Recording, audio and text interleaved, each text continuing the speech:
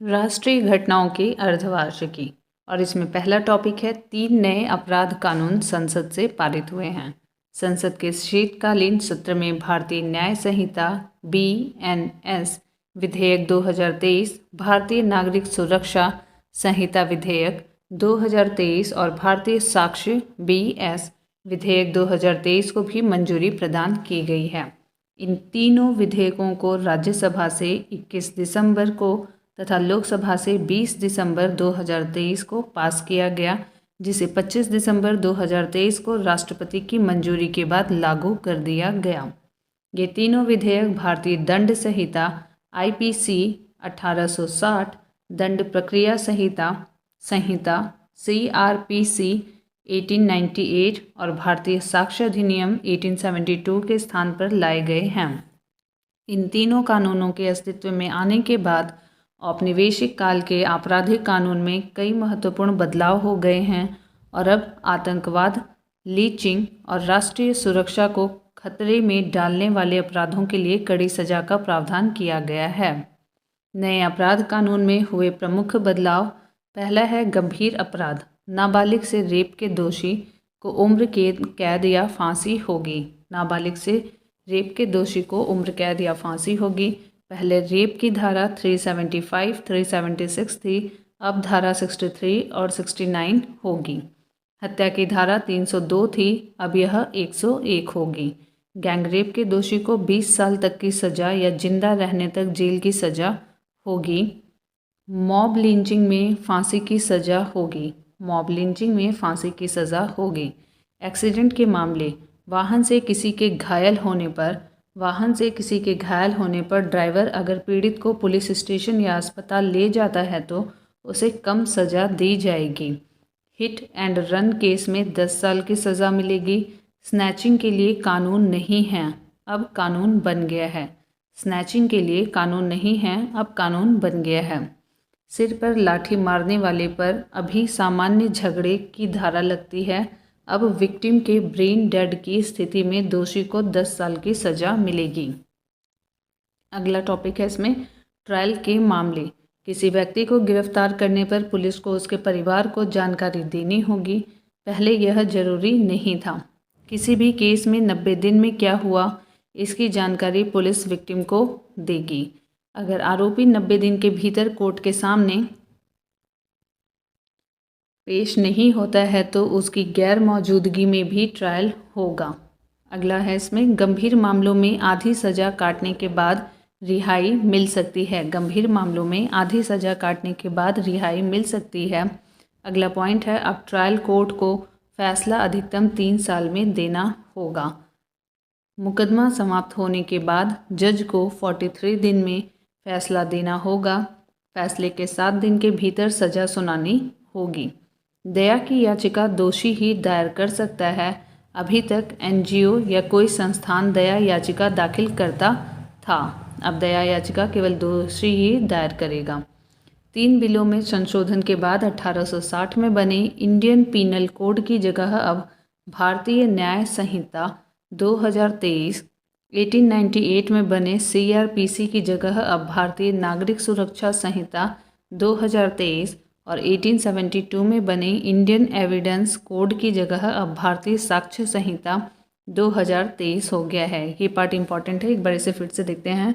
तीनों बिल में संशोधन के बाद 1860 में बने इंडियन पीनल कोड की जगह अब भारतीय न्याय संहिता हो गया है और 1898 में बने CRPC की जगह अब भारतीय नागरिक सुरक्षा संहिता 2023 हो गया है और 1872 में बने इंडियन एविडेंस कोड की जगह अब भारतीय साक्ष्य संहिता 2023 हो गया है। नए संशोधन के बाद अब कई धाराएं और प्रावधान बदल जाएंगी। IPC में 511 धाराएं हैं, अब 358 बचेंगी और 175 धाराएं बदलेंगी। 20 नई जोड़ी जाएंगी और 22 धाराएं खत्म हो जाएंगी। IPC में 51 धाराएं हैं, अब इसमें 358 बचेंगी, 175 बदली जाएंगी और 20 नई जोड़ी जाएंगी और 22 धाराएं खत्म होंगी। इसी तरह CRPC में 531 धाराएं बचेंगी, 177 धाराएं बदलेंगी, 9 नई जुड़ेंगी, 14 धाराएं खत्म होंगी। पूछताछ से ट्रायल तक वीडियो कॉन्फ्रेंस से करने का प्रावधान होगा जो पहले नहीं था। पूछताछ से ट्रायल तक वीडियो कॉन्फ्रेंस से करने का प्रावधान होगा जो पहले नहीं था। भारतीय न्याय संहिता BNS में 20 नए अपराध जोड़े गए हैं। भारतीय न्याय संहिता में 20 नए अपराध जोड़े गए हैं।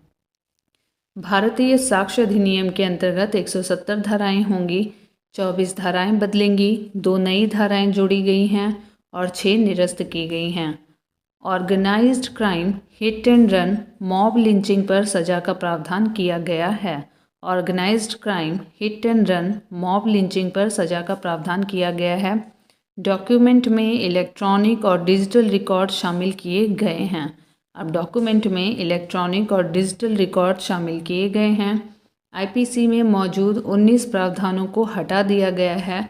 33 अपराधों में कारावास की सज़ा बढ़ा दी गई है और 83 अपराधों में जुर्माने की सज़ा बढ़ा दी गई है।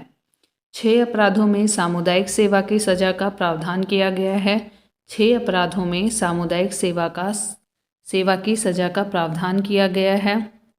गृह मंत्री के संसद में दिए गए बयान के अनुसार कानून निर्माण से पूर्व जहां से सुझाव लिए गए उनका विवरण इस प्रकार है। गृह मंत्री के संसद में दिए गए बयान के अनुसार कानून निर्माण से पूर्व जहां से सुझाव लिए गए हैं उनका विवरण इस प्रकार है। सितंबर 2019 से तीनों कानूनों पर काम शुरू हुआ। 2020 में हाई कोर्ट, सुप्रीम कोर्ट के जजों और विश्वविद्यालयों को पत्र लिखकर सुझाव लिए गए। 2021 में सभी सांसदों, फिर IPC अधिकारियों और डिस्ट्रिक्ट कलेक्टर तक को पत्र लिखा गया। 2020 में कानूनों को समाहित करने का काम शुरू हुआ। 18 राज्य, 6 केंद्र शासित प्रदेश और सुप्रीम कोर्ट, 16 हाई कोर्ट, 5 न्यायिक अकेडमी, 22 विश्वविद्यालय, 42 संसद, 135 IPS अधिकारियों के 42 सुझावों को मिलाकर ये कानून बने हैं। 128 बैठकों के बाद दोनों कानूनों की तुलना की गई, फिर कानून स्टैंडिंग कमेटी को भेजे गए। कमेटी के 72% सुझावों को कानूनों में शामिल किया गया है। और अगला पॉइंट है इसमें मुख्य निर्वाचन आयुक्त एवं अन्य निर्वाचन आयुक्त विधेयक 2023। संसद के दोनों सदनों द्वारा मुख्य निर्वाचन आयुक्त एवं अन्य निर्वाचन आयुक्त नियुक्ति, सेवा शर्तें और कार्यकाल, नियुक्ति, सेवा शर्तें और कार्यकाल विधेयक 2023 पारित कर दिया गया। लोकसभा ने इस विधेयक को 21 दिसंबर और राज्यसभा ने इसे 12 दिसंबर 2023 को पारित किया था। राष्ट्रपति के हस्ताक्षर के बाद यह कानून के रूप में अस्तित्व में आ जाएगा। यह विधेयक निर्वाचन आयोग, निर्वाचन आयुक्तों की सेवा शर्तें और कार्य संचालन अधिनियम 1991 का स्थान लेगा। विधेयक में मुख्य निर्वाचन आयुक्त और निर्वाचन आयुक्तों की नियुक्ति, वेतन और पद से हटाए जाने से जुड़े प्रावधान शामिल किए गए हैं। विधेयक के प्रावधानों के अनुसार मुख्य निर्वाचन आयुक्त और निर्वाचन आयुक्तों की नियुक्ति चयन समिति की सिफारिशों के आधार पर राष्ट्रपति करेगी। चयन समिति में प्रधानमंत्री, केंद्रीय मंत्रिमंडल के एक मंत्री, लोकसभा में प्रतिपक्ष के नेता या सबसे बड़े दल के नेता शामिल होंगे।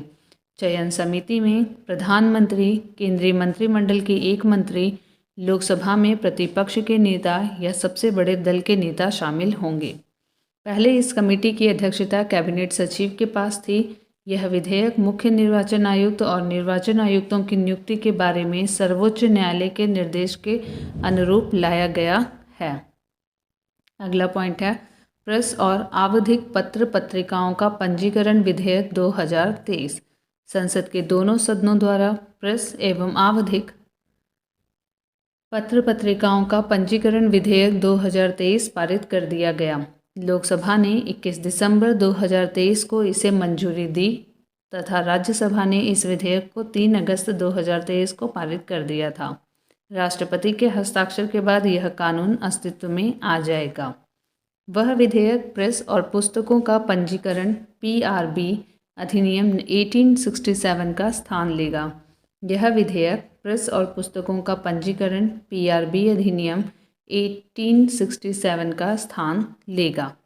प्रेस और पत्र पत्रिकाओं का पंजीकरण विधेयक 2023 का उद्देश्य प्रेस पत्र पत्रिकाओं के पंजीकरण और उससे जुड़े या उसके प्रासंगिक मामलों का प्रावधान करना है।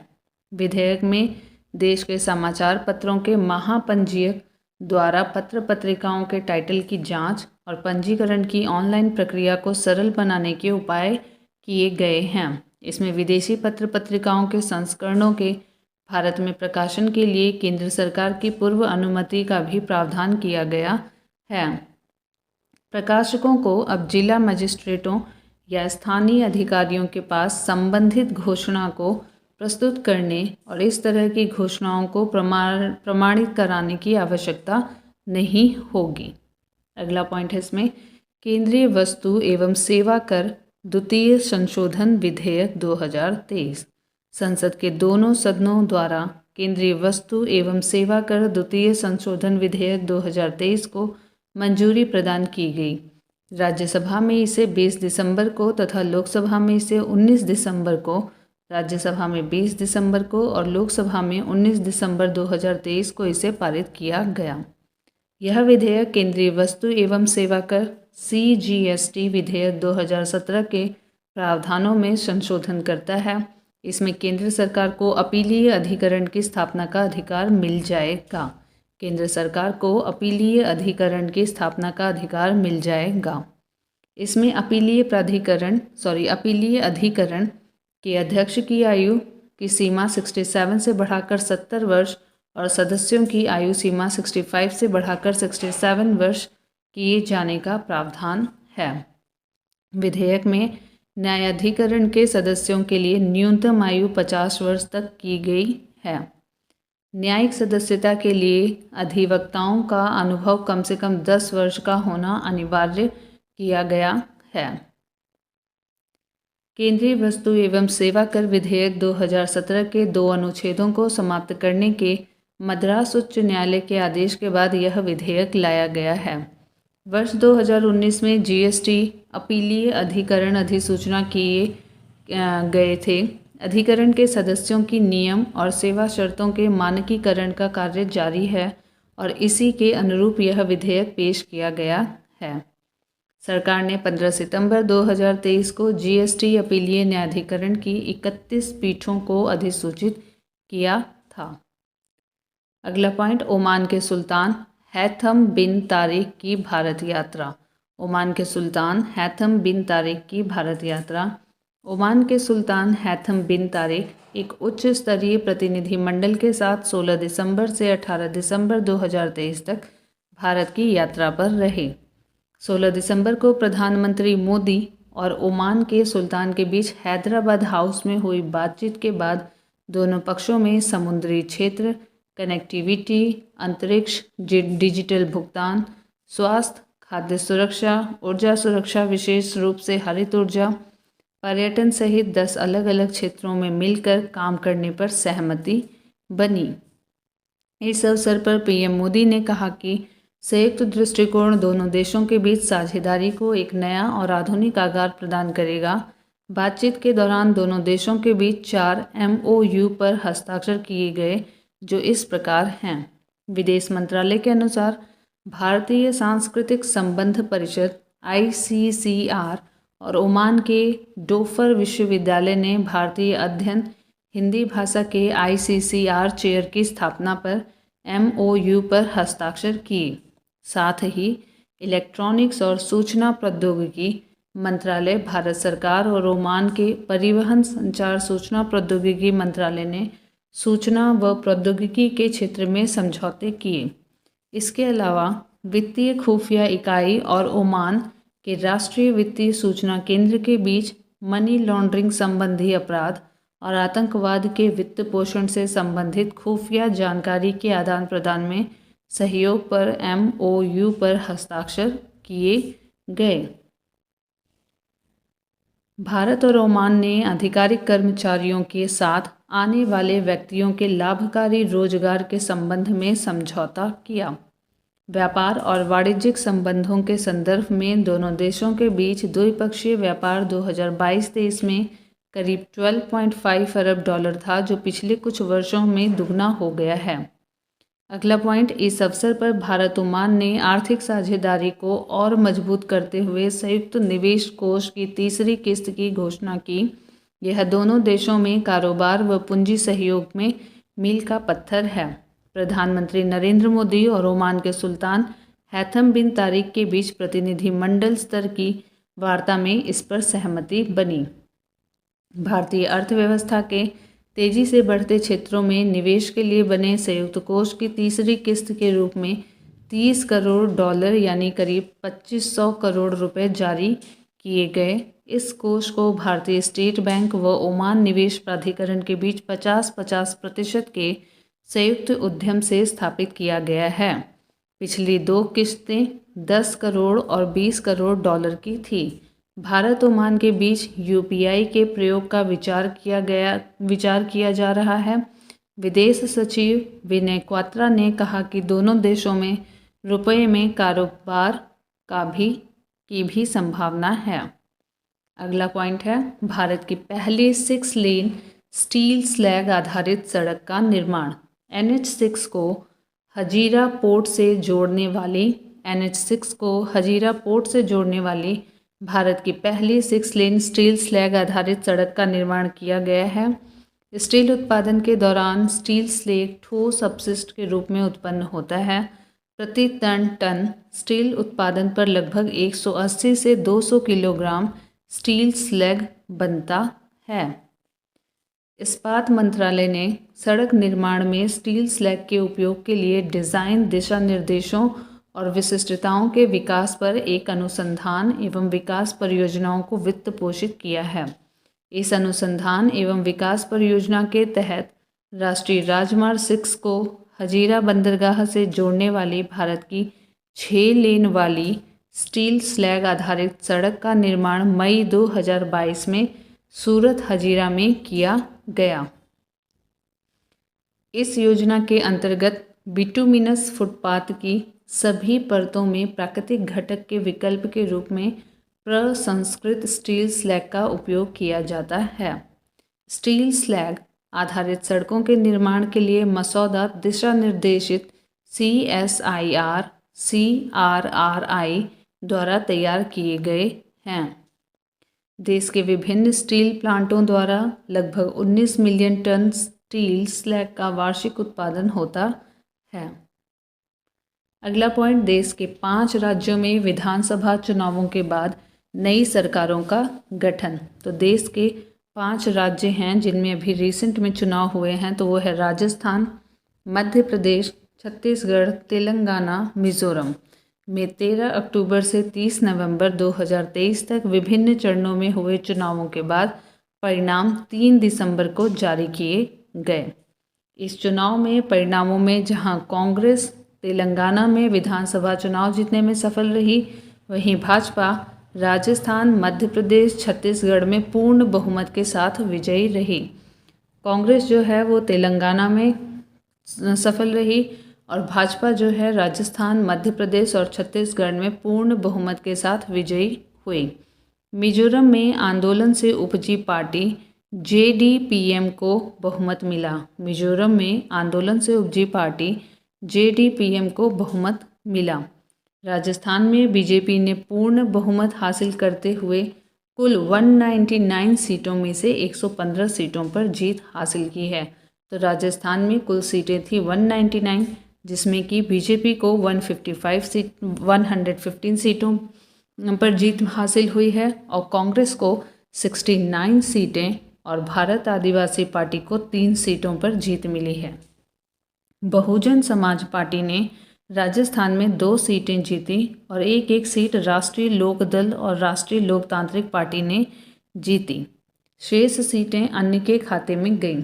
मध्य प्रदेश में सत्तारूढ़ भाजपा ने 230 विधानसभा सीटों में से 163 सीटें जीतकर बहुमत हासिल किया है। यानी कि मध्य प्रदेश में विधानसभा सीटें हैं 230 और इसमें से भाजपा को 163 मिले हैं, कांग्रेस को 66 सीटें मिली हैं और एक सीट अन्य ने जीती है। पूर्व में मुख्यमंत्री रहे शिवराज सिंह चौहान बुधनी विधानसभा सीट से चुनाव जीतने में सफल रहे। पिछले 2 दशकों में मध्य प्रदेश में बीजेपी की यह सबसे बड़ी जीत है। छत्तीसगढ़ में कुल 90 विधानसभा सीटों में भारतीय जनता पार्टी पूर्ण बहुमत के साथ 54 सीटें जीतने में सफल रही। छत्तीसगढ़ में कुल 90 विधानसभा सीटें हैं, जिसमें कि बीजेपी को 54 सीटें मिली हैं और वहीं कांग्रेस 35 सीटें ही जीत सकी है और 1 सीट अन्य ने जीती है। इसमें अगला पॉइंट है तेलंगाना की कुल 119 विधानसभा सीटों में कांग्रेस को 64 सीट, बीआरएस को 39 सीट और भाजपा को 8 सीटों पर जीत मिली है। तेलंगाना में है 119 विधानसभा सीट। मिजोरम में पूर्व आईपीएस अधिकारी लाल दुहोम की पार्टी जेडीपीएम जोरम पीपुल्स मूवमेंट ने विधानसभा की 40 सीटों में से 27 पर जीत दर्ज कर सरकार बनाने में सफल रही। मिजोरम में पूर्व आईपीएस अधिकारी लाल दुहोम की पार्टी है जेडीपीएम, जिसका फुल फॉर्म है जोरम पीपुल मूवमेंट, ने विधानसभा की टोटल 40 सीटों में से 27 पर जीत दर्ज की है और ये वहाँ सरकार बनाने में सफल रही है। नेशनल फ्रंट को 10 सीटें, बीजेपी को 2 सीटें और कांग्रेस को 1 सीट पर जीत मिली है मिजोरम में। रेवंत रेड्डी तेलंगाना के नए मुख्यमंत्री। तेलंगाना विधानसभा चुनाव में कांग्रेस को मिले पूर्ण बहुमत के बाद तेलंगाना कांग्रेस के प्रदेश अध्यक्ष रेवंत रेड्डी को राज्य का मुख्यमंत्री बनाया गया है। 7 दिसंबर 2023 को तेलंगाना के राज्यपाल टी सौंदरराजन ने हैदराबाद में रेवंत रेड्डी को 10 मंत्रियों के साथ पद और गोपनीयता की शपथ दिलाई। भट्टी विक्रमार्क को राज्य का उप मुख्यमंत्री बनाया गया है। भट्टी विक्रमार्क को राज्य का उप मुख्यमंत्री बनाया गया है। तो यहाँ पे रेवंत रेड्डी जो हैं ये मुख्यमंत्री हैं और भट्टी विक्रमार्क जो हैं ये उप मुख्यमंत्री हैं। रेवंत रेड्डी चंद्रशेखर राव के बाद प्रदेश के दूसरे मुख्यमंत्री हैं, यानी कि चंद्रशेखर राव पहले मुख्यमंत्री थे तेलंगाना, एक नया राज्य है उसके हिसाब से, और दूसरे हैं रेवंत रेड्डी। इन्होंने राज्य के कोंडागल सीट से चुनाव जीता है। इन्हें 2021 में राज्य कांग्रेस का अध्यक्ष बनाया गया था। 2019 में कांग्रेस के टिकट पर मलकागिरी से वे सांसद चुने गए थे। डॉक्टर मोहन यादव मध्य प्रदेश के नए मुख्यमंत्री। मध्य प्रदेश विधानसभा चुनाव में पूर्ण बहुमत के बाद डॉक्टर मोहन यादव को 13 दिसंबर 2023 को राज्य के 19वें मुख्यमंत्री के पद की शपथ दिलाई गई। उन्हें राज्यपाल मंगू भाई पटेल ने भोपाल में 2 उप मुख्यमंत्रियों के साथ, तो मध्य प्रदेश में अब 2 मुख्य उप मुख्यमंत्री भी होंगे, उनके साथ में मुख्यमंत्री मोहन यादव को शपथ दिलाई। मुख्यमंत्री मोहन यादव के साथ राजेंद्र शुक्ला और जगदीश देवड़ा को राज्य के उप मुख्यमंत्री के पद की शपथ दिलाई गई। केंद्रीय कृषि मंत्री रहे नरेंद्र सिंह तोमर को विधानसभा का अध्यक्ष चुना गया है। विधानसभा का अध्यक्ष हैं यहाँ पे नरेंद्र सिंह तोमर। मोहन यादव 2013 में पहली बार उज्जैन दक्षिण सीट से विधायक चुने गए थे। उन्होंने 2018 और फिर 2023 में अपने विधानसभा से जीत दर्ज की। वे पिछली शिवराज सिंह चौहान की सरकार से उच्च शिक्षा मंत्री रहे। इनके पास BSc, LLB, MA, MBA और PhD सहित कई शैक्षणिक डिग्रियां हैं। विष्णुदेव साय छत्तीसगढ़ के नए मुख्यमंत्री। छत्तीसगढ़ विधानसभा में बहुमत के बाद आदिवासी चेहरा विष्णुदेव साय को राज्य का नया मुख्यमंत्री चुना गया। विष्णुदेव को राज्य के 4थे मुख्यमंत्री के रूप में 13 दिसंबर 2023 को राज्यपाल विष्णु भूषण हरिचंदन ने रायपुर में पद और गोपनीयता की शपथ दिलाई। विष्णु साय के साथ अरुण साव और विजय शर्मा ने राज्य के उप मुख्यमंत्री के पद की शपथ ली। विष्णु साय के साथ अरुण साव और विजय शर्मा ने राज्य के उप मुख्यमंत्री के पद की शपथ ली।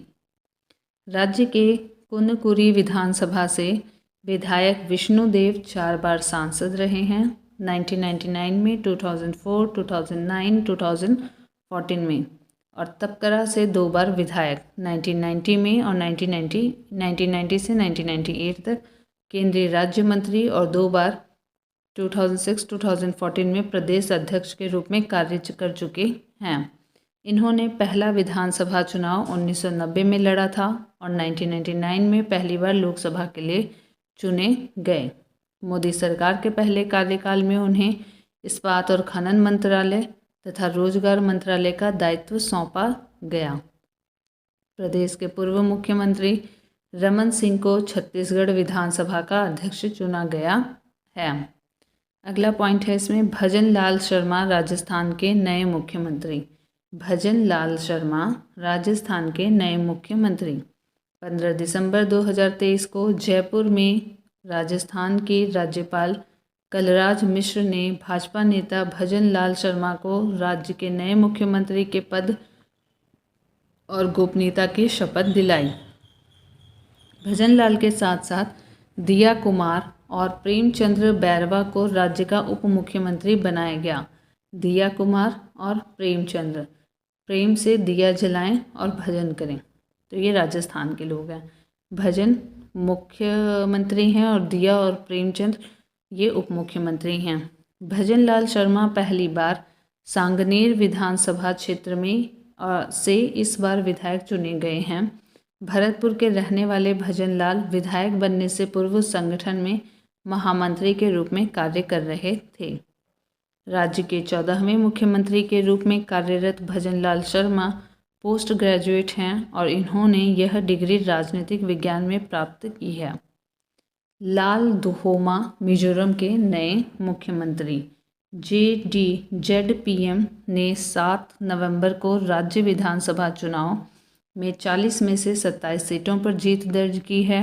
जेराम पीपुल्स मूवमेंट के नेता लाल दुहोमा को 8 दिसंबर 2023 को आइजोल में राज्यपाल हरिबाबू द्वारा राज्य के 6ठे मुख्यमंत्री के पद और गोपनीयता की शपथ दिलाई गई। इनके साथ ही बनलाल हलाना, सी लालसा विवुंगा ने कैबिनेट मंत्री के रूप में शपथ ग्रहण की। ZPM को 2019 में राजनीतिक दल के रूप में पंजीकृत किया गया था। इसके नेता लाल दुहोमा मिजोरम के पूर्व IPS अधिकारी हैं। 1972-77 तक मिजोरम के मुख्यमंत्री की सुरक्षा व्यवस्था के प्रभारी होने से लेकर ZPM को चुनावों में ऐतिहासिक जीत दिलाने तक लाल दुहोमा ने कई बाधाओं का पार किया है। उन्होंने कांग्रेस पार्टी से राजनीतिक सफ़र शुरू किया और 1984 में मिजोरम की एकमात्र लोकसभा सीट से सांसद बने। कालांतर में अपनी पृथक पार्टी JPM का गठन कर राज्य के सत्ता शीर्ष तक पहुँचे। अगला पॉइंट है, सुप्रीम कोर्ट ने जम्मू कश्मीर से अनुच्छेद 370 को निरस्त करने के निर्णय को बरकरार रखा।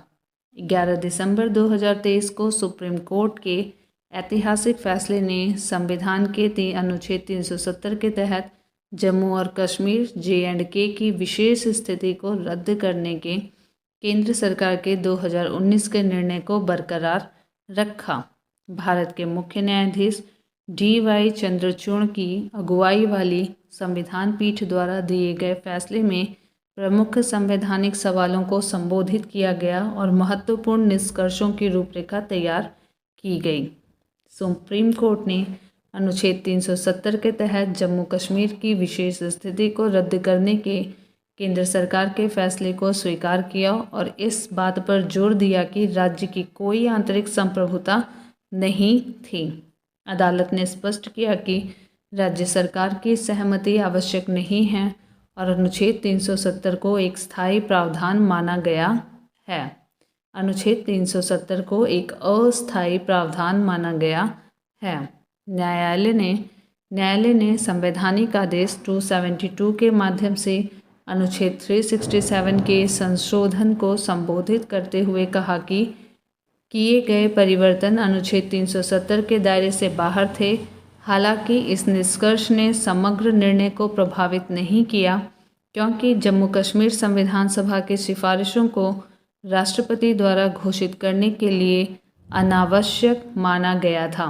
अनुच्छेद 370 निष्क्रिय है। माननीय सुप्रीम कोर्ट के निर्णय ने रेखांकित किया कि भारत संघ में शामिल होने पर जम्मू और कश्मीर ने संप्रभुता का कोई तत्व बरकरार नहीं रखा। संवैधानिक व्यवस्था ने संकेत दिया कि जम्मू कश्मीर भारत का अभिन्न अंग बन गया है। अनुच्छेद 370 असममित संघवाद की विशेषता है, संप्रभुता की नहीं। न्यायालय ने पुष्टि की कि अनुच्छेद 370 एक अस्थायी प्रावधान था और अनुच्छेद 370(3) के तहत इसे निष्क्रिय घोषित करने की राष्ट्रपति की शक्ति जम्मू कश्मीर संविधान सभा के विघटन के बाद भी बनी रही। संविधान सभा की सिफारिश राष्ट्रपति के लिए बाध्यकारी नहीं थी। न्यायालय ने माना कि संविधान के सभी प्रावधानों को जम्मू कश्मीर में लागू करने के लिए अनुच्छेद 371D के तहत राष्ट्रपति की शक्ति के प्रयोग के लिए राज्य सरकार की सहमति की आवश्यकता नहीं है। परामर्श और सहयोग का सिद्धांत अनिवार्य नहीं था और राष्ट्रपति की कार्यवाही वैध मानी जाती थी। कोर्ट ने सॉलिसिटर जनरल के इस आश्वासन पर विचार करते हुए कि जम्मू कश्मीर का राज्य का दर्जा बहाल किया जाएगा, जम्मू कश्मीर पुनर्गठन अधिनियम 2019 की वैधता पर फैसला देना जरूरी नहीं समझा। केंद्र शासित प्रदेश के रूप में लद्दाख के पुनर्गठन को बरकरार रखा गया। न्यायमूर्ति एस.के. कौल ने 1980 के दशक से जम्मू कश्मीर में मानवाधिकारों के उल्लंघन की जांच करने और सुलह उपायों का प्रस्ताव देने के लिए सच्चाई और सुलह समिति की स्थापना की सिफारिश की। हालांकि इसमें शामिल मुद्दों की संवेदनशीलता को देखते हुए समिति के गठन का तरीका सरकार पर छोड़ दिया गया था। कोर्ट ने चुनाव आयोग को 30 सितंबर 2024 तक जम्मू कश्मीर विधानसभा के लिए चुनाव कराने का निर्देश दिया और जल्द से जल्द जम्मू कश्मीर का राज्य का दर्जा बहाल करने पर जोर दिया। भारत के मुख्य न्यायाधीश D.Y. चंद्रचूड़ की अध्यक्षता में गठित इस संविधान पीठ में शामिल अन्य न्यायाधीश थे न्यायमूर्ति एस.के. कौल, संजीव खन्ना, B.R. गवई और न्यायमूर्ति सूर्यकांत। इसमें अगला पॉइंट है,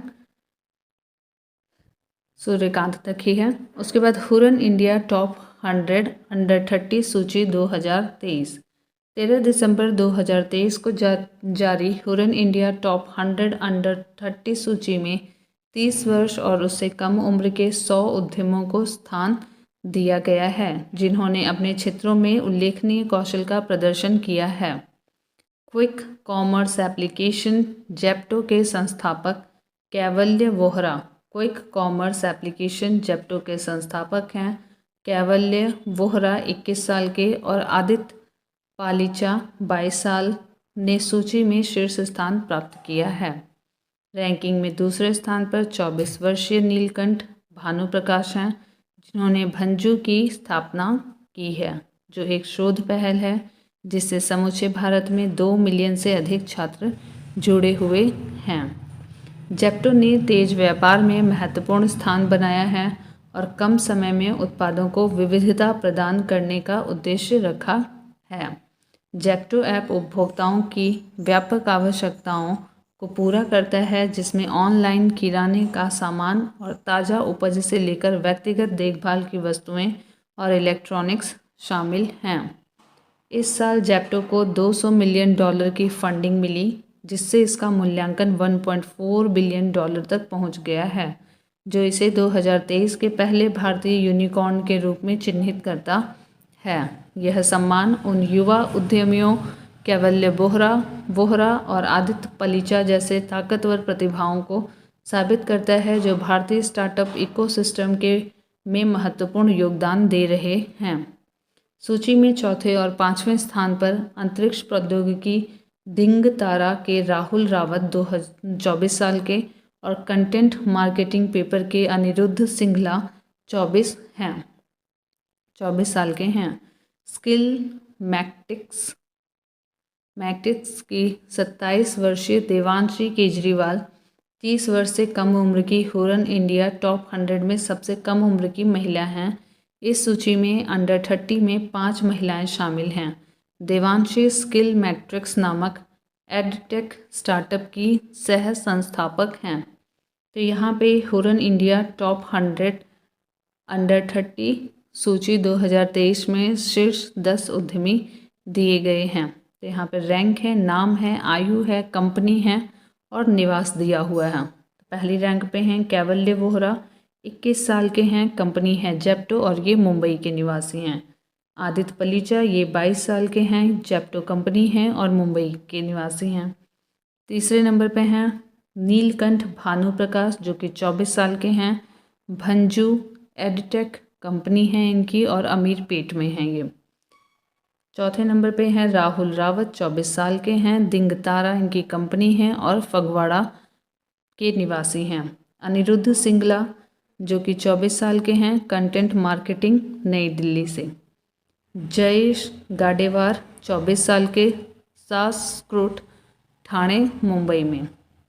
अनिरुद्ध शर्मा, 25 साल के, दिंग तारा कंपनी है इनकी और ये भी फगवाड़ा से। शाश्वत नकरानी, 25 साल के, भारत पे कंपनी है इनकी और नई दिल्ली से। तनवीर अहमद, 25 साल के हैं और दिंग तारा इनकी कंपनी है, ये बेंगलुरु से। ऋषभ शेखर, 25 साल के, करंट मार्केटिंग और गाजियाबाद से हैं। भारत बांग्लादेश के बीच अगरतला अखाउरा रेल लिंक का उद्घाटन। भारत बांग्लादेश के बीच अगरतला अखाउरा रेल लिंक का उद्घाटन 1 नवंबर 2023 को भारत के प्रधानमंत्री नरेंद्र मोदी और बांग्लादेश के प्रधानमंत्री शेख हसीना ने त्रिपुरा व बांग्लादेश के बीच एक नए रेल लिंक का उद्घाटन संयुक्त रूप से वीडियो कॉन्फ्रेंसिंग के द्वारा किया। अगरतला त्रिपुरा में और अखाउरा बांग्लादेश के बीच रेल लिंक पूर्वोत्तर भारत और बांग्लादेश के बीच पहला रेल लिंक है। इस रेल मार्ग से त्रिपुरा से लोग कोलकाता के बीच वाया ढाका जाने से समय की 10 घंटे की बचत होगी।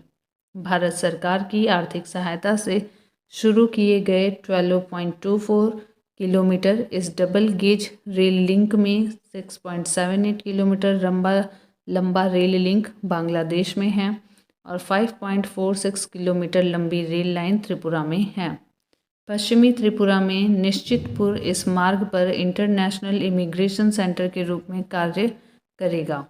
2 अन्य परियोजनाओं का उद्घाटन दोनों प्रधानमंत्रियों द्वारा वर्चुअल तरीके से 1 नवंबर को किया गया। इसमें 65 किलोमीटर लंबी खुलना मोंगला पोर्ट रेल लाइन और बांग्लादेश के रामपाल में Maitreya super thermal power plant के यूनिट 2 शामिल हैं। 1320 मेगावाट 1320 मेगावाट की इस सुपर थर्मल पावर प्लांट की स्थापना भारत के एनटीपीसी और बांग्लादेश के पावर डेवलपमेंट बोर्ड द्वारा मिलकर भारत की मदद से की गई है। भारत मालदीव से अपने सैन्य कर्मियों को बुलाने के लिए सहमत। भारत मानवीय कार्यों पर काम करने के लिए मालदीव में तैनात लगभग 75 भारतीय सैन्य कर्मियों को वापस बुलाने के मालदीव की नई सरकार के अनुरोध पर सहमत हो गया है। मालदीव के राष्ट्रपति मोहम्मद मोइज्जू ने दुबई में COP28 जलवायु शिखर सम्मेलन के मौके पर प्रधानमंत्री नरेंद्र मोदी से मुलाकात के 2 दिन बाद 3 दिसंबर 2023 को यह बात कही। भारत ने मालदीव को 2010 और 2013 में 2 हेलीकॉप्टर और 2020 में एक छोटा विमान उपहार में दिया। इन विमानों का प्रयोग राहत और बचाव कार्यों और चिकित्सा आपात स्थितियों में किया जाना था। साल 2021 में मालदीव के सुरक्षा बलों ने कहा कि इन हेलीकॉप्टरों और विमानों को संचालित करने के लिए लगभग 75 भारतीय सैनिक मालदीव में मौजूद हैं।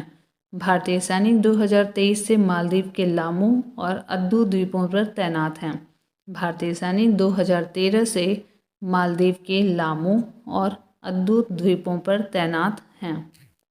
वर्तमान में डोर्नियर 228 समुद्री गश्ती विमान और 2 HAL हेलीकॉप्टरों के साथ लगभग 75 भारतीय सैनिक मालदीव में तैनात हैं।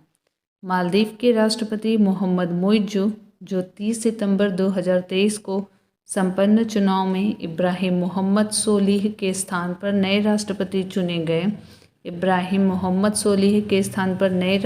चुने गए थे, जो शुरू से ही चीन के पक्षधर तथा भारत विरोधी विचारधारा के लिए जाने जाते हैं, ने 17 नवंबर 2023 को शपथ ग्रहण करने के 24 घंटे के भीतर मालदीव में तैनात भारतीय सैन्य कर्मियों को वहां से वापस बुलाने का औपचारिक अनुरोध भारत सरकार से किया था। उन्होंने कहा कि मालदीव की जनता ने यह अनुरोध करने के लिए एक मजबूत जनादेश दिया है। भूटान नरेश की भारत यात्रा। भूटान नरेश जिग्मे खेसर नामग्याल वांगचुक ने अपने देश के उच्च स्तरीय शिष्टमंडल के साथ भारत की आधिकारिक यात्रा 3 से 10 नवंबर 2023 को संपन्न की। नई दिल्ली में प्रधानमंत्री श्री नरेंद्र मोदी के साथ भूटान नरेश की वार्ता 6 नवंबर को हुई। द्विपक्षीय सहयोग के साथ साथ आपसी महत्व के क्षेत्रीय व वैश्विक मुद्दों पर चर्चा वार्ता में की गई। दोनों नेताओं के बीच अप्रैल 2023 में हुई पिछली बैठक के बाद आपसी भागीदारी में हुई वृद्धि पर संतोष दोनों पक्षों ने व्यक्त किया। भूटान की 12वीं पंचवर्षीय योजना, जो कि 2018 से 2023 तक चलनी है, की परियोजनाओं के लिए भारत द्वारा समय से जारी की गई वित्तीय सहायता के लिए धन्यवाद भूटान की ओर से दिया गया। भूटान में 1020 मेगावाट की पुनात सांगछू तृतीय जल विद्युत परियोजना, ये जल विद्युत परियोजना है पुनात सांगछू के निर्माण की प्रगति पर दोनों पक्षों ने संतोष व्यक्त किया। असम में कोकराझार और भूटान में गेलेफू के बीच रेल लिंक के लिए लोकेशन सर्वे के काम शुरू करने पर सहमति बनी। भूटान के international big cat alliance IBCA में शामिल होने के निर्णय का भारत ने स्वागत किया। तीसरे देश के लोगों के प्रवेश के लिए असम में डारंगा तथा भूटान में सामद्रुप जोंगखार में इमिग्रेशन चेक पॉइंट के लिए सहमति दोनों पक्षों में बनी। भूटान के छात्रों के लिए असम के मेडिकल कॉलेजों में सीटें बढ़ाने के लिए भी सहमति वार्ता में बनी। केंद्रीय विश्वविद्यालय संशोधन विधेयक 2023 संसद में पारित। राज्यसभा ने 14 दिसंबर 2023 को केंद्रीय विश्वविद्यालय संशोधन विधेयक 2023 सेंट्रल यूनिवर्सिटी अमेंडमेंट बिल 2023 को मंजूरी दे दी। लोकसभा ने 4 दिसंबर को ही इस विधेयक को पारित कर दिया था। विधेयक केंद्रीय विश्वविद्यालय अधिनियम 2009 में संशोधन करेगा। यह विधेयक केंद्रीय विश्वविद्यालय अधिनियम 2009 में संशोधन करेगा, जो विभिन्न राज्यों में शिक्षण और अनुसंधान के लिए केंद्रीय विश्वविद्यालय स्थापित करता है। इस विधेयक का उद्देश्य जनजाति कला, संस्कृति और रीति रिवाजों के साथ साथ तकनीकी सुधार में शिक्षा और अनुसंधान की सुविधाएं देना है। विधेयक में तेलंगाना में एक केंद्रीय जनजाति विश्वविद्यालय स्थापित करने का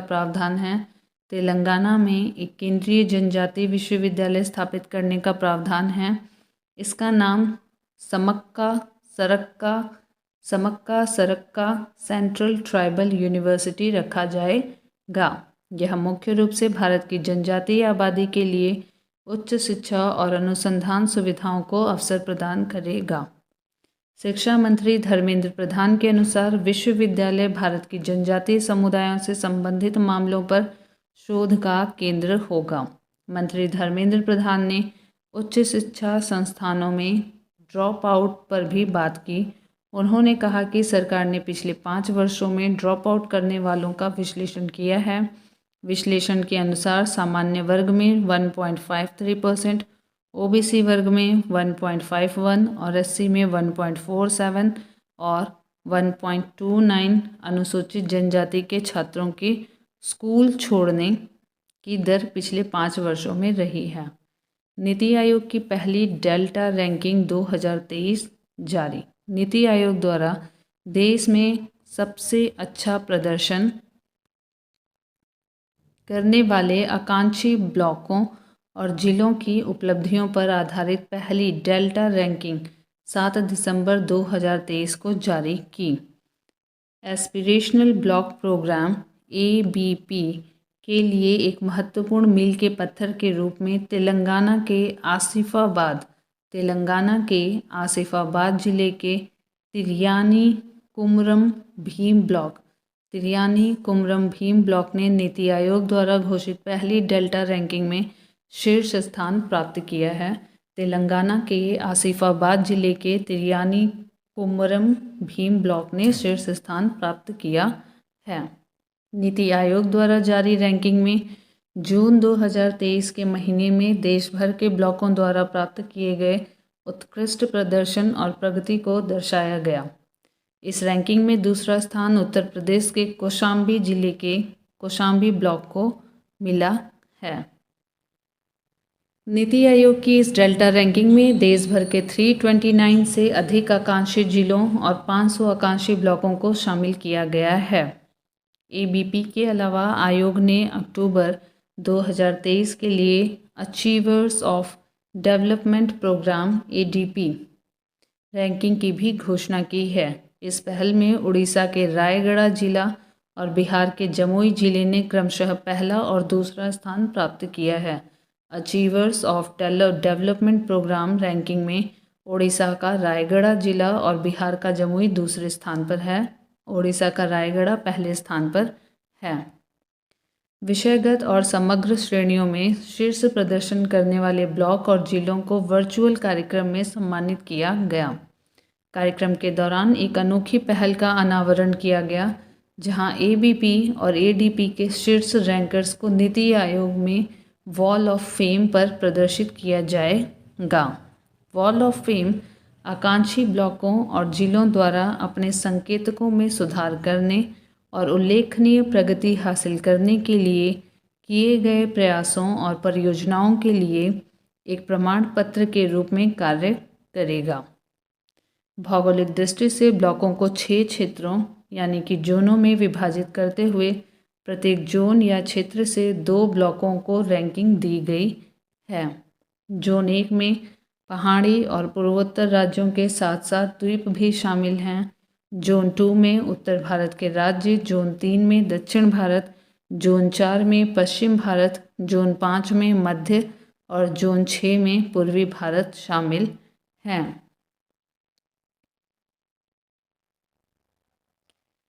जोन, रैंक, ब्लॉक, जिला, राज्य। तो एक बार हम इस चार्ट को देखते हैं। पहले जोन में हैं तो रैंक फर्स्ट है अमरीका और रैंक सेकंड है नगोपा का। जो अमरी है वो पश्चिमी कार्बी जिले में आता है असम राज्य में, और जो नगोपा है वो मिज़ोरम राज्य के सेतुअल जिले में आता है। दूसरा जोन है और उसमें पहली रैंक है हरैया का, जो कि बस्ती ज़िले में आता है और ये उत्तर प्रदेश का है। और दूसरा रैंक भी उत्तर प्रदेश के गाजीपुर ज़िले में विरोना ब्लॉक का है। तो ये यूपी पीसेस के अकॉर्डिंग आप इसे अच्छे से याद रखेंगे कि जोन 2 में उत्तर प्रदेश के बस्ती ज़िले का हरैया ब्लॉक पहले स्थान पर है और गाजीपुर ज़िले का विरोना ब्लॉक दूसरे स्थान पर है। तीसरे जोन में पहली रैंक है कर्नाटक के रायचूर ज़िले का मस्की ब्लॉक और दूसरी रैंक पे है तेलंगाना के आदिलाबाद ज़िले का नारनूर ब्लॉक। चौथे जोन में है महाराष्ट्र राज्य का गढ़चिरौली ज़िले का सिरोंचा ब्लॉक और महाराष्ट्र राज्य का गढ़चिरौली ज़िले का अहर्री ब्लॉक दूसरे नंबर पर है। 5वें जून में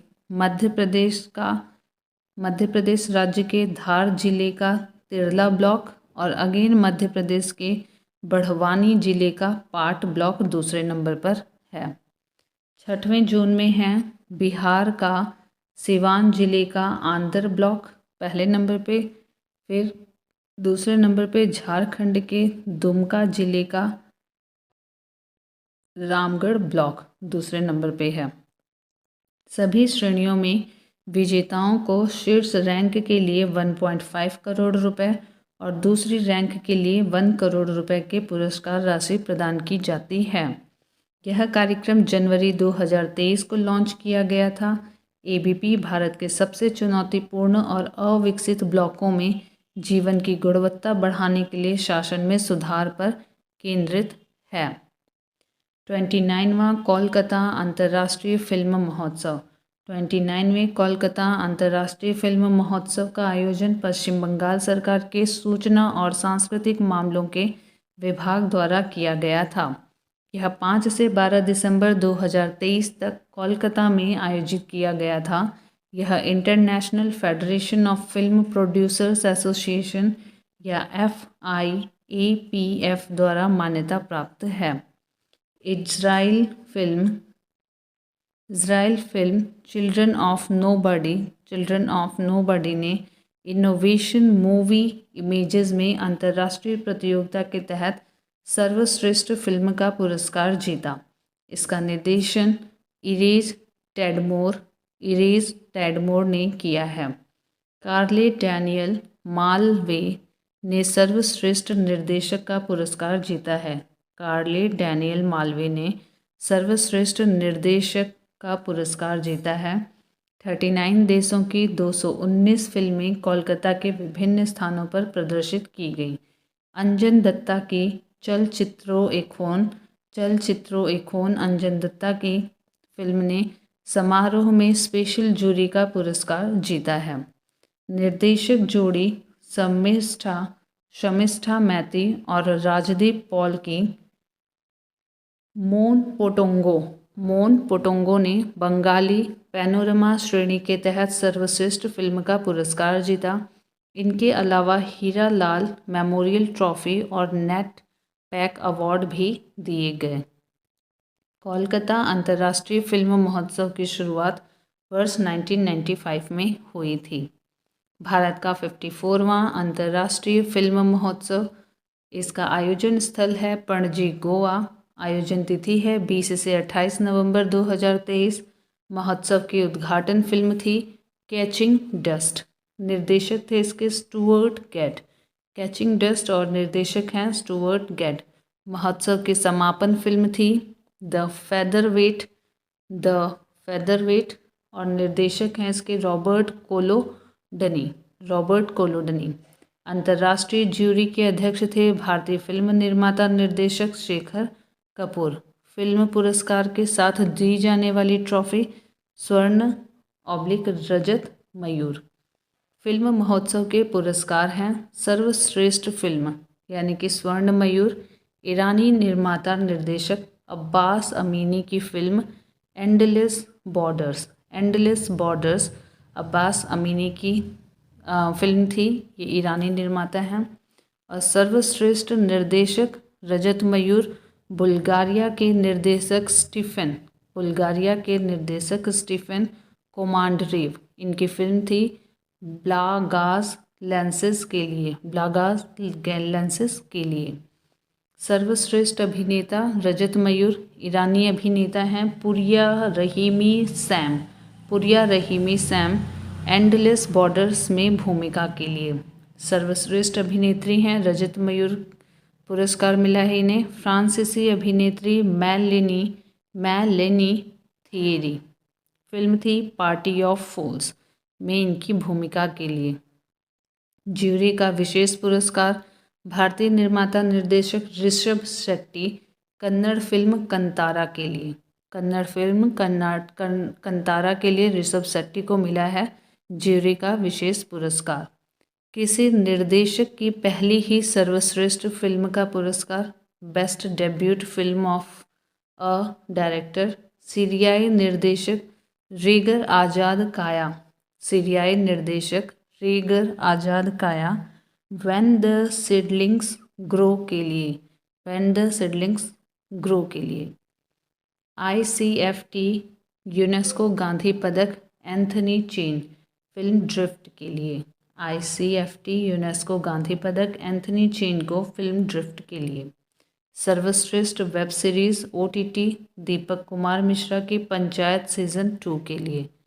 सिनेमा में जीवन पर्यंत योगदान हेतु सत्यजीत रे पुरस्कार हॉलीवुड के निर्माता निर्देशक माइकल डगलस को, माइकल डगलस को। भारतीय सिनेमा में योगदान के लिए विशेष सम्मान माधुरी दीक्षित को। भारत में साइबेरियाई बाघों का पहला जोड़ा 12 साल बाद दार्जिलिंग पहुंचा। पश्चिम बंगाल के दार्जिलिंग में Padmaja Naidu Himalayan zoological park में 2 लुप्तप्राय साइबेरियाई बाघ का पहला जोड़ा दिसंबर 2023 के पहले सप्ताह में पहुंचा। साइबेरियाई बाघ लारा और आकामास 12 साल बाद कोलकाता हवाई अड्डे से 2 विशेष एम्बुलेंस में दार्जिलिंग पहुंचे। लारा और अकामास आखिरी साइबेरियाई बाघ की उम्र संबंधी समस्याओं के कारण नवंबर 2011 में नैनीताल चिड़ियाघर में मृत्यु हो गई थी।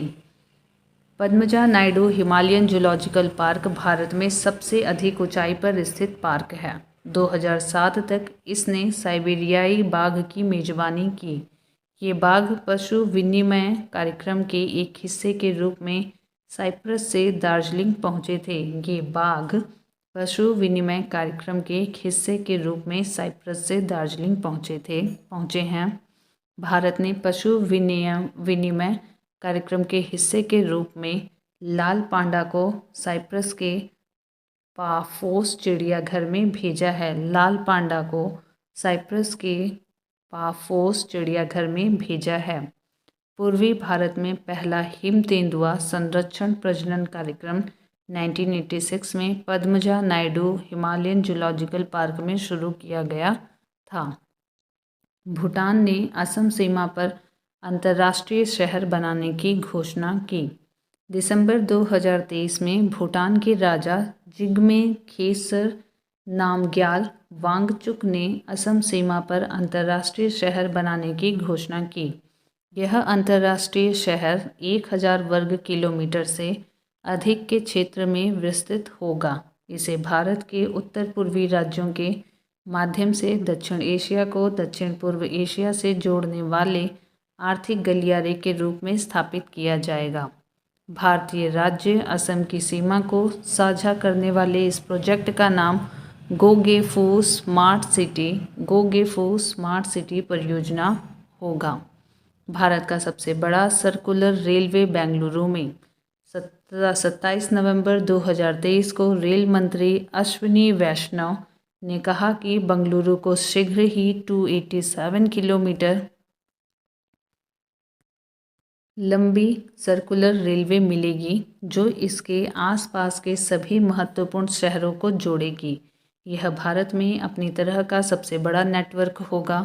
यह नेटवर्क अगले 40 से 50 वर्षों तक शहर की ज़रूरतों को ध्यान में रखते हुए बनाया जाएगा, जो इसे 7 रेलवे ट्रैक पर पूर्ण कनेक्टिविटी प्रदान करेगा। वैसे तो सर्कुलर रेलवे बनाने की परियोजना के बारे में लंबे समय से बात हो रही थी, लेकिन यह पहली बार है जब सरकार के उच्चतम स्तर द्वारा इसकी पुष्टि की गई। सरकार ने सर्कुलर रिंग रेलवे के लिए व्यवहार्यता और संरेखण अध्ययन करने के लिए 7 करोड़ रुपए मंजूर किए हैं। SWR के निर्माण संगठन द्वारा इसका अध्ययन किया जाएगा और जल्द ही निविदाएं मांगी जाएंगी। रिपोर्ट सितंबर 2024 तक तैयार हो जाएगी। अभी तक चेन्नई में भारत का सबसे बड़ा 235.5 किलोमीटर सर्कुलर रेलवे है। बेंगलुरु इसे पार कर सकता है और 149 किलोमीटर लंबे उपनगरीय रेलवे के साथ कोलकाता के बाद भारत का सबसे बड़ा उपनगरीय रेलवे नेटवर्क प्राप्त कर सकता है। भारत का गरबा नृत्य यूनेस्को की सूची में। गुजरात के गरबा नृत्य को दिसंबर 2023 में यूनेस्को ने अंतर्राष्ट्रीय पहचान देते हुए अमृत सांस्कृतिक विरासत ICH घोषित किया है। गरबा नृत्य इस सूची में शामिल होने वाली भारत की 15वीं अमूर्त सांस्कृतिक विरासत है। भारत की 15वीं अमूर्त सांस्कृतिक विरासत है। इससे पहले 2021 में इस सूची में कोलकाता के दुर्गा पूजा को शामिल किया गया था।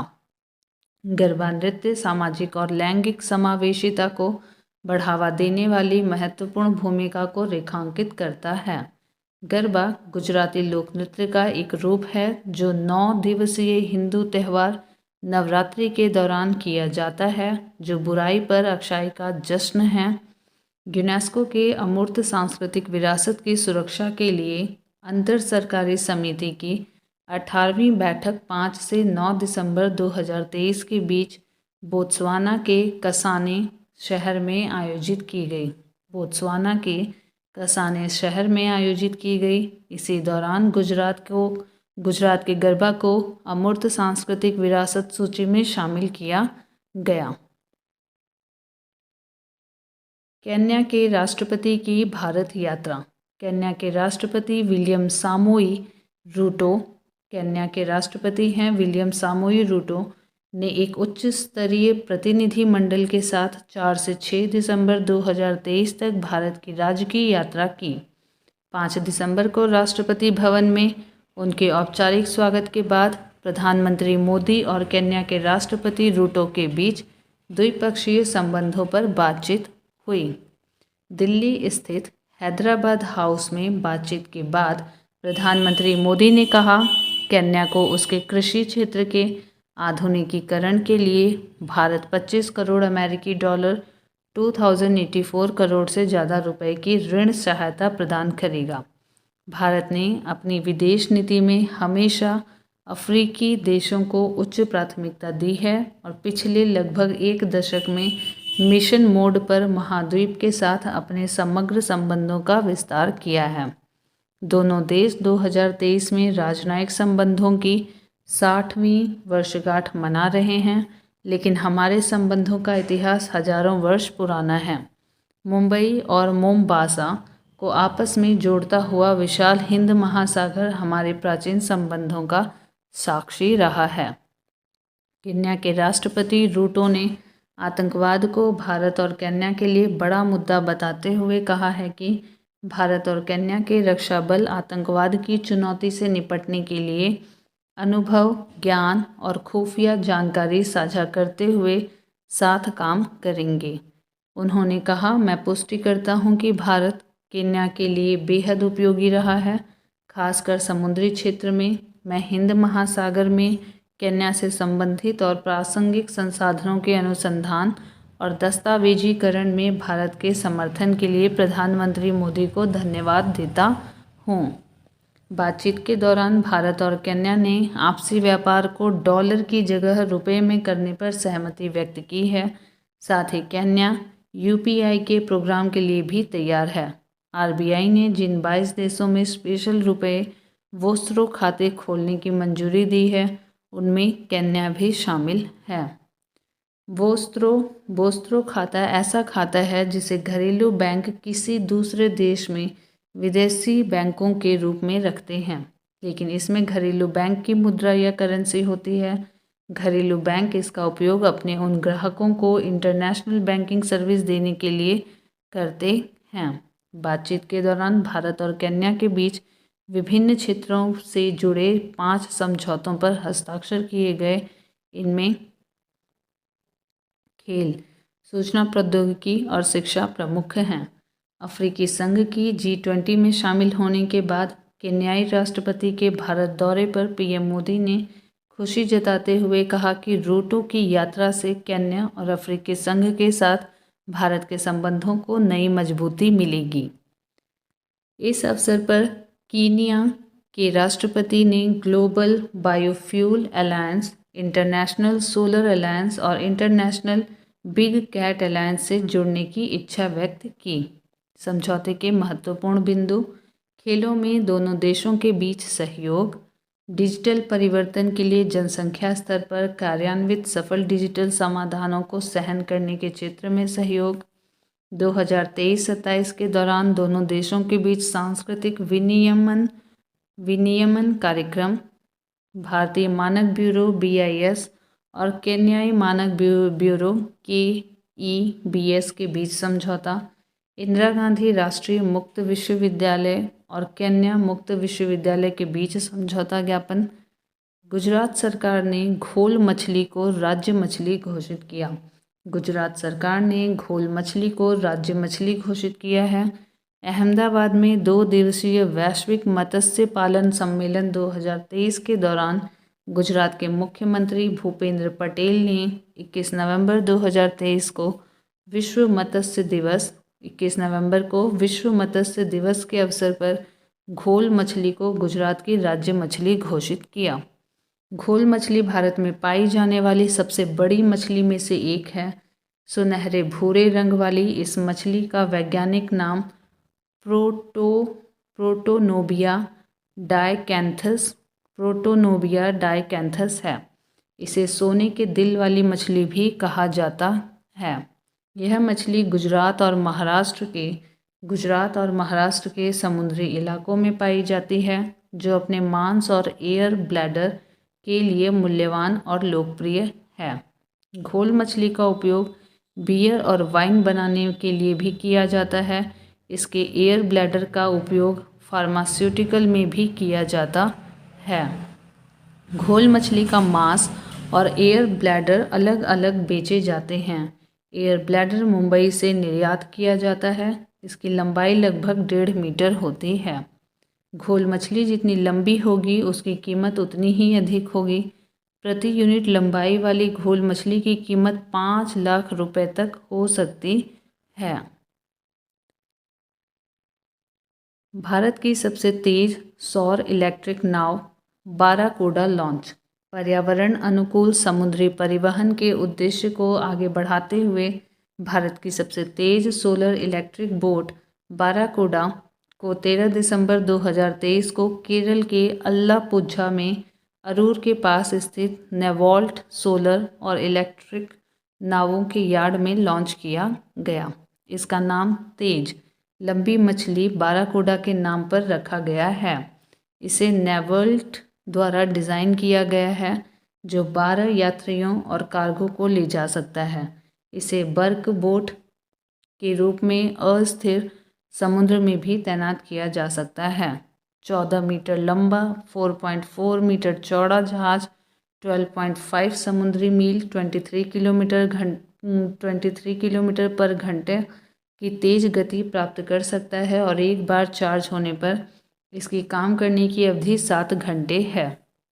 इसमें 2 50 किलोवाट के इलेक्ट्रिक मोटर लगी है। साथ ही इसमें समुद्री ग्रेड LFP बैटरी और 6 किलोवाट सौर ऊर्जा पैदा करने वाला जनरेटर भी लगाया गया है, जो कुशल और स्वच्छ ऊर्जा उपयोग का प्रतीक है। जहाज का निर्माण मझगांव डॉक लिमिटेड के लिए किया गया था, जो अपने मुंबई डॉक पर पर्यावरण अनुकूल जहाज पेश करेगा। नेवोल्ट सोलर और इलेक्ट्रिक बोट्स देश की प्रमुख समुद्री तकनीकी कंपनी हैं, जो सौर इलेक्ट्रिक जहाज़ों के निर्माण और समुद्री क्षेत्र को डीकार्बोनाइजिंग बनाने की दक्षता रखता है। नेवोल्ट सोलर और electric boats Berlin startup energy transition award 2023 में मोबिलिटी और ट्रांसपोर्ट श्रेणी में विश्व का सर्वश्रेष्ठ स्टार्टअप पुरस्कार से सम्मानित किया गया है।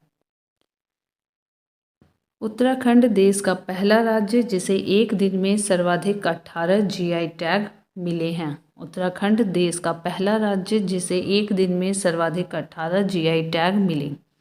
4 दिसंबर 2023 को हाल ही में उत्तराखंड देश का पहला राज्य बना जिसे एक दिन में सर्वाधिक 18 GI टैग प्राप्त हुए। अब तक प्रदेश के कुल 27 उत्पादों की GI टैग प्रदेश के 27 उत्पादों को GI टैग मिल चुका है। राज्य के मुख्यमंत्री पुष्कर सिंह धामी ने इन उत्पादों के लिए जीआई प्रमाण पत्र का वितरण किया। उत्तराखंड के जीआई टैग प्राप्त प्रमुख उत्पाद हैं बेरी नाग चाय। इस चाय की लंदन के चाय घरों और चाय ब्लेंडरों में अत्यधिक मांग है।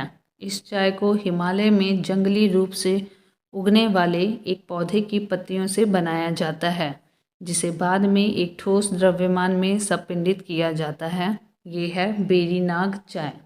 दूसरा है बिच्छू बिछुआ बूटी कपड़ा। यह हिमालयन नेटल फाइबर से बना बिच्छू या बिछुआ बूटी कपड़ा है। हिमालयन बिच्छू या बिछुआ पौधे के रेशे खोखले होते हैं। इनमें हवा को अंदर जमा करने की अद्वितीय क्षमता होती है, जिससे प्राकृतिक इंसुलेशन बनता है। यह कपड़ा सर्दियों और गर्मियों दोनों मौसम के लिए उपयुक्त होता है। बिच्छू बिछुआ बूटी कपड़ा। मंडुआ, यह उत्तराखंड के गढ़वाल और कुमायूं में उगाया जाने वाला बाजरा है, जो राज्य के कई हिस्सों में मुख्य आहार के रूप में उपयोग किया जाता है। झंगोरा, यह उत्तराखंड में हिमालय के वर्षा आधारित क्षेत्रों में उगाया जाने वाला घरेलू बाजरा है। गहत, यह उत्तराखंड के शुष्क क्षेत्रों में उगने वाली सबसे महत्वपूर्ण दालों में से एक है। गहत शुष्क क्षेत्रों में उगने वाली सबसे महत्वपूर्ण दालों में से एक है। लाल चावल, यह उत्तराखंड के पुरौला क्षेत्र में जैविक रूप से उगाया जाता है। लाल चावल। काला भट्ट, काला सोयाबीन, यह सोयाबीन की एक किस्म है जिसे ग्लाइसिन मैक्स कहा जाता है। इसका उत्पादन उत्तराखंड के कुमायूं क्षेत्र के साथ साथ इसके सीमावर्ती राज्यों और हिमालय के क्षेत्रों में खाद्य उत्पादन के रूप में किया जाता है। माल्टा फल, यह एक संतरे जैसा दिखने वाला गहरे नारंगी और लाल रंग का स्वादिष्ट फल है, जिसकी खेती उत्तराखंड की पहाड़ियों में की जाती है। ब्रिटिश शासन के समय इसे माल्टीज ऑरेंज के रूप में जाना जाता था। चौलाई रामदाना, यह उपवास या व्रत के समय प्रयोग किया जाने वाला अनाज है, जिसमें आयरन और कैल्शियम की भरपूर मात्रा पाई जाती है। बुरांश का रस, इसे रोडोडेंड्रॉन आर्बोरियम के लाल फूलों से प्राप्त किया जाता है, जिनका प्रयोग स्वास्थ्य त्वचा संबंधी समस्याओं को दूर करने के लिए किया जाता है। यह उत्तराखंड के पहाड़ी क्षेत्रों में पाए जाते हैं। पहाड़ी तूर दाल, यह दाल उत्तराखंड में जैविक रूप से उगाई जाती है। इस दाल में पोषक तत्व जैसे कार्बोहाइड्रेट, आयरन, फास्फोरस, मैग्नीज और विटामिन सी, B1 और B9 भरपूर मात्रा में पाई जाती है। आयुर्वेद में इस दाल का उपयोग रक्तस्राव को रोकने और घावों को ठीक करने के लिए किया जाता था। लिखाई या लकड़ी की नक्काशी, यह नक्काशी उत्तराखंड के कुमाऊं क्षेत्र में पाई जाती है, जो अब लुप्त हो रही है। नैनीताल मोमबत्तियाँ, यह मोमबत्ती उत्तराखंड के नैनीताल में बनाई जाती है, जो वर्तमान में सरकारी सहयोग के अभाव और चाइनीज़ मोमबत्ती के बाजार में आने के बाद लुप्त होती जा रही है। रंग वाली पिछौड़ा, यह कुमाऊं क्षेत्र का पारंपरिक पोशाक ओढ़नी है, जिसे विवाहित महिलाएं मांगलिक अवसरों पर पहनती हैं। यह गहरे पीले रंग का होता है, जिस पर लाल रंग के धब्बे होते हैं। इसके बीच में एक स्वास्तिक मार्क होता है तथा इसके चारों कोनों पर सूर्य, चंद्रमा, शंख, घंटी आदि की आकृतियां बनी होती हैं। लीची, इसका उत्पादन उत्तराखंड के रामनगर नैनीताल में किया जाता है, जो अपने विशिष्ट स्वाद के लिए प्रसिद्ध है। आड़ू, इसका उत्पादन उत्तराखंड के नैनीताल जिले के रामगढ़ घाटी में किया जाता है। यह गुलाबी धब्बों वाला रसीले फलों में से एक है। रम्माण या राममन मुखौटे, यह एक नृत्य शैली है जिसे उत्तराखंड के चमोली जिले में रम्माण उत्सव के समय प्रस्तुत किया जाता है। इनमें नृत्यक अपने मुख में मुखौटा पहनता है, फिर नृत्य कला का प्रदर्शन करता है। अल्मोड़ा लाखोरी मिर्च, यह एक पीले रंग की मिर्च की किस्म है, जिसका उत्पादन अल्मोड़ा के लाखौरी घाटी में किया जाता है। इसी कारण इसका नाम लाखौरी मिर्च पड़ा है। जीआई टैग किसी कृषि, प्राकृतिक अथवा विनिर्मित उत्पाद, हस्तशिल्प या औद्योगिक वस्तु को प्रदान किया जाता है जो किसी विशिष्ट क्षेत्र का प्रतिनिधित्व करता है या जिसे किसी निश्चित क्षेत्र में ही उगाया या निर्मित किया जाता है। जीआई टैग को औद्योगिक संपत्ति के संरक्षण हेतु पेरिस कन्वेंशन के अंतर्गत बौद्धिक संपदा अधिकारों आईपीआरएस के घटक के रूप में शामिल किया जाता है। केंद्र शासित प्रदेश लद्दाख के सी बकथॉर्न को मिला जीआई टैग। भारत सरकार के वाणिज्यिक और उद्योग मंत्रालय के तहत काम करने वाली भौगोलिक संकेतक जीआई रजिस्ट्री ने आधिकारिक तौर पर लद्दाख के उद्योग और वाणिज्यिक विभाग को श्रेणी 31 में लद्दाख सी बकथॉर्न के लिए जीआई टैग प्रदान किया है और इसे पंजीकृत मालिक के रूप में स्वीकृति प्रदान की है। सी बकथॉर्न को wonder plant, Ladakh gold, golden Bush या ठंडे रेगिस्तानों की सोने की खान के नाम से जाना जाता है। सी बकथॉर्न को wonder plant, Ladakh gold, golden Bush या ठंडे रेगिस्तानों की सोने की खान के नाम से जाना जाता है। यह केंद्र शासित प्रदेश का चौथा जीआई टैग है। इससे पहले लद्दाख पश्मीना, खोबानी, रकतसे कारपो प्रजाति का और लद्दाखी लकड़ी की नक्काशी को भी जीआई टैग मिल चुका है। सी बकथॉर्न का 90% उत्पादन भारत के लद्दाख के कारगिल में होता है। सी बकथॉर्न लद्दाख का दूसरा फल है जिसे जीआई टैग के रूप में विशेष पहचान मिल रही है। सी बकथॉर्न के कई उत्पादों का पोषण और औषधीय महत्व है। सी बकथॉर्न यानी कि हिप्पोफेएल लद्दाख का एक अद्भुत पौधा है और इसका नाम लेह बेरी है, जो छोटे नारंगी या पीले रंग के जामुन पैदा करता है जो स्वाद में खट्टे होते हैं लेकिन विटामिन, विशेष रूप से विटामिन सी से भरपूर होते हैं। यह प्राकृतिक रूप से लद्दाख क्षेत्र में 11,500 हेक्टेयर में विस्तृत है। यह झाड़ी -43 डिग्री सेल्सियस से 40 डिग्री सेल्सियस तक के अत्यधिक तापमान का सामना कर सकती है और इसे सूखा प्रतिरोधी माना जाता है। दिव्यांगजनों के लिए देश का पहला उच्च तकनीकी खेल प्रशिक्षण केंद्र। प्रधानमंत्री नरेंद्र मोदी ने मध्य प्रदेश के ग्वालियर में दिव्यांगजनों के लिए देश के पहले उच्च तकनीकी वाले खेल प्रशिक्षण केंद्र का उद्घाटन 2 अक्टूबर 2023 को किया है। 2 अक्टूबर 2023 को ग्वालियर में दिव्यांगजनों के लिए देश के पहले उच्च तकनीकी वाले खेल प्रशिक्षण केंद्र का उद्घाटन किया, जिसका नाम पूर्व प्रधानमंत्री श्री अटल बिहारी वाजपेयी के नाम पर रखा गया है। इस पहल का उद्देश्य खेलों में समान अवसर प्रदान करना, प्रतिभा को बढ़ाना और विभिन्न खेल विषयों में भागीदारी को प्रोत्साहित करना है। दिव्यांग खेलों के लिए अटल बिहारी प्रशिक्षण केंद्र में देश भर के दिव्यांगजन अभ्यास और प्रशिक्षण ले सकते हैं। विकलांग खेलों के लिए अटल बिहारी प्रशिक्षण केंद्र एक महत्वपूर्ण सुविधा केंद्र है। यह महत्वपूर्ण पहल सभी के लिए खेल समावेशिता और पहुंच को बढ़ावा देने के लिए हमारे देश की प्रतिबद्धता को रेखांकित करती है।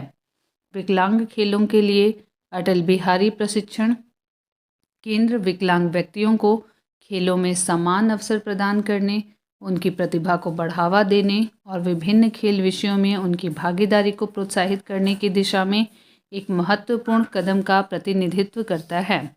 इस केंद्र की स्थापना के लिए 34 एकड़ क्षेत्र में 151.16 करोड़ के बजट को मंजूरी दी गई है। दुनिया के पहले 3D प्रिंटेड मंदिर का अनावरण तेलंगाना में। दुनिया का पहला 3D प्रिंटेड मंदिर तेलंगाना के हैदराबाद स्थित केरल के सिद्दीपेट जिले के बुरुगुपल्ली में स्थित एक अभूतपूर्व संरचना है, जिसका अनावरण 28 नवंबर 2023 को किया गया। 3 महीने की 3D प्रिंटिंग प्रक्रिया के माध्यम से हासिल किया गया यह अभिनव निर्माण एक महत्वपूर्ण तकनीकी मील का पत्थर है। मंदिर का निर्माण हैदराबाद की अप्सूजा इंफ्राटेक ने एडिटिव मैन्युफैक्चरिंग सॉल्यूशन प्रदाता सिप्ली फोर्स क्रिएशंस के सहयोग से किया है। 4000 वर्ग फीट में फैला और 35.5 फीट की ऊंचाई पर स्थित इस मंदिर के 3 अलग अलग हिस्से हैं। विशेष रूप से मंदिर में 3 गर्भगृह और 3 गोपुरम शिखर हैं। प्रत्येक एक अलग देवता को समर्पित हैं। इन गर्भगृहों में भगवान गणेश को समर्पित एक मोदक, भगवान शंकर को समर्पित एक चौकोर शिवालय और देवी पार्वती के लिए एक कमल के आकार का मंदिर शामिल है। इन पवित्र स्थानों को स्थानीय रूप से विकसित सामग्रियों और सॉफ्टवेयर के साथ साथ एक इन हाउस सिस्टम का उपयोग करके सावधानीपूर्वक डिज़ाइन किया गया है। गर्भगृह 3D प्रिंटिंग तकनीकी की सरलता को प्रदर्शित करता है। मंदिर के शेष तत्व जैसे खंभे, स्लैब और फर्श पारंपरिक भवन तकनीकों का उपयोग करके बनाए गए। राज्य के हर जिले में हॉल मार्किंग केंद्र की स्थापना करने वाला केरल देश का पहला राज्य। अक्टूबर 2023 में इडुक्की में हॉल मार्किंग केंद्र के उद्घाटन के साथ ही केरल भारत का पहला राज्य बन गया जिसके सभी 14 जिलों में हॉल मार्किंग केंद्र है।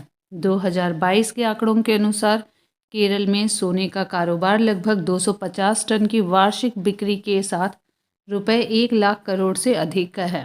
राज्य में लगभग 12,000 स्वर्ण व्यापारी हैं जिनमें से अधिकांश के पास BIS पंजीकरण है। BIS हॉल मार्किंग केवल 2 ग्राम से अधिक वजन वाले टुकड़ों पर लागू होता है।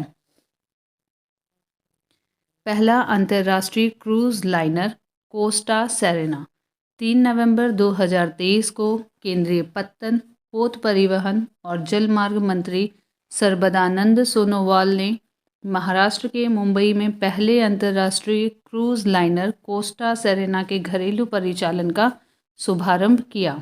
Costa cruise Italy carnival corporation का हिस्सा है जो प्रतिष्ठित क्रूज ब्रांडों के साथ दुनिया के सबसे बड़े क्रूजिंग समूह में से एक है। मंत्रालय द्वारा हाल ही में आयोजित वैश्विक समुद्री सम्मेलन के दौरान भारत ने 2047 तक 5 करोड़ क्रूज यात्रियों का लक्ष्य निर्धारित किया है।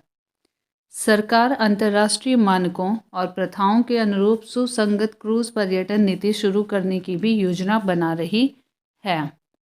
यूनेस्को के सृजनात्मक शहर नेटवर्क में कोझिकोड और ग्वालियर शामिल।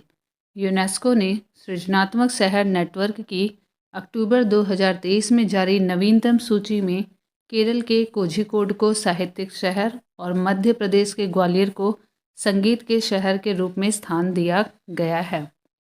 विश्व शहर दिवस 31 अक्टूबर पर यूनेस्को के महानिदेशक आंड्रे अजोले ने 55 शहरों को विभिन्न सृजनात्मक क्षेत्रों के लिए नामित किया है। यूनेस्को का सिटीज़ नेटवर्क 7 श्रेणियों में वर्गीकृत शहरों का नेटवर्क है। इसमें शिल्प और लोक कला में डिज़ाइन, फिल्म, गैस्ट्रोनॉमी, साहित्य, मीडिया, कला और संगीत जैसे क्षेत्र शामिल हैं। कोझिकोड और ग्वालियर के यूनेस्को क्रिएटिव शहर सूची में शामिल होने के बाद भारत के शहरों की संख्या 8 हो गई है। नामित शहरों का चयन उनकी विकास कार्य नीति में संस्कृति और सृजनात्मकता को बढ़ावा देने की प्रतिबद्धता के आधार पर किया गया है। वैश्विक स्तर पर जिन 53 अन्य रचनात्मक शहरों को सूची में शामिल किया गया है उनमें प्रमुख हैं बुखारा शिल्प एवं लोक कला के लिए, कैसाब्लांका मीडिया के लिए, चोंगकिंग डिज़ाइन के लिए, काठमांडू फिल्म के लिए, रियो डी जेनेरियो साहित्य के लिए, उलान बटोर शिल्प और लोक कला के लिए।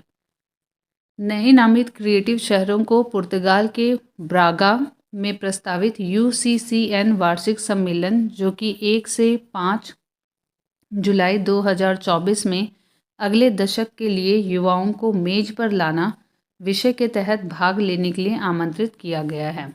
यूनेस्को के इस नेटवर्क में अब 100 से अधिक देशों के 350 शहर शामिल हैं। भारत का सबसे बड़ा बाघ अभ्यारण्य मध्य प्रदेश के दामोह में। एक महत्वपूर्ण विकास के तहत मध्य प्रदेश का दामोह जिला देश के सबसे बड़े बाघ अभ्यारण्य का घर बनने जा रहा है जो वन्यजीव संरक्षण के प्रयासों में प्रगति का प्रतीक है। केंद्र सरकार ने नोरादेही अभ्यारण्य को दामोह जिले के दुर्गावती अभ्यारण्य में विलय करने के प्रस्ताव को नवंबर में मंजूरी देते हुए अधिसूचना जारी कर दी है। अब यह देश का 54वां बाघ अभ्यारण्य होगा। इसे 2300 वर्ग किलोमीटर में फैले विशाल बाघ अभ्यारण्य के रूप में बनाया जाएगा। रिजर्व दामोह जिले के जबेरा क्षेत्र के आसपास केंद्रित होगा और इससे क्षेत्र में पर्यटन और विकास को बढ़ावा मिलने की उम्मीद है। इस बाघ अभ्यारण्य का विस्तार सागरा, दमोह व नरसिंहपुर जिले में होगा, जो राज्य का 7वां बाघ अभ्यारण्य होगा। ये राज्य का 7वां बाघ अभ्यारण्य होगा। नया बाघ अभ्यारण्य क्षेत्र की बाघ आबादी के लिए एक सुरक्षित आश्रय प्रदान करेगा, जो वर्तमान में 16 हैं। बुंदेलखंड का दामोह जिला पिछले इलाकों में शामिल है, लेकिन इस टाइगर रिजर्व के बनने से क्षेत्र में पर्यटन का विकास होगा। वन विभाग फिलहाल अगले 2 से 3 महीनों के भीतर टाइगर रिजर्व स्थापित करने पर काम कर रहा है। तमिलनाडु के नीलगिरी तहर के संरक्षण की परियोजना।